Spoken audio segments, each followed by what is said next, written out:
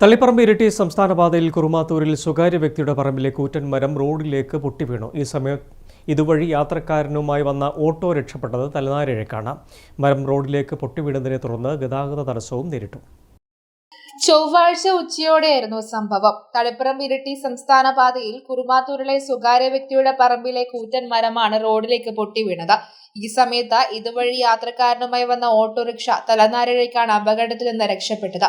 മരം റോഡിലേക്ക് വീണതോടെ വലിയ ഗതാഗത കുരുക്കും രൂപപ്പെട്ടു.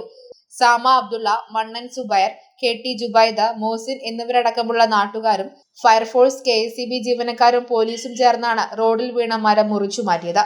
തുടർന്ന് വാഹന ഗതാഗതവും പുനഃസ്ഥാപിച്ചു. ഒരു സ്വകാര്യ വ്യക്തിയുടെ കൂറ്റൻ മരം ദേശീയപാത റോഡിലേക്ക് പൊട്ടിപ്പോവുകയും പിന്നീട് 2 മണിക്കൂറോളം വലിയൊരു ഗതാഗത കുരുക്ക് ഉണ്ടാവുകയും ചെയ്തു. ബഹുമാനപ്പെട്ട അധികൃതരും PWD അധികൃതരും ഇത് മനസ്സിലാക്കിക്കൊണ്ട് എത്രയും പെട്ടെന്ന് തന്നെ ഈ റോഡിന്റെ സൈഡിലുള്ള മരങ്ങൾ മുറിച്ചു മാറ്റുവാൻ വേണ്ടി, വലിയൊരു അപകടം വരുന്നതിന് മുമ്പ് തന്നെ മുറിച്ചു മാറ്റാൻ വേണ്ടി നിങ്ങൾ പരിശ്രമിക്കണം. റോഡരികിൽ അപകട ഭീഷണി ഉയർത്തുന്ന തരത്തിൽ നിൽക്കുന്ന മറ്റു മരങ്ങൾ കൂടി മുറിച്ചു മാറ്റണമെന്ന ആവശ്യവും ശക്തമാണ്. News bureau, Taliparamba.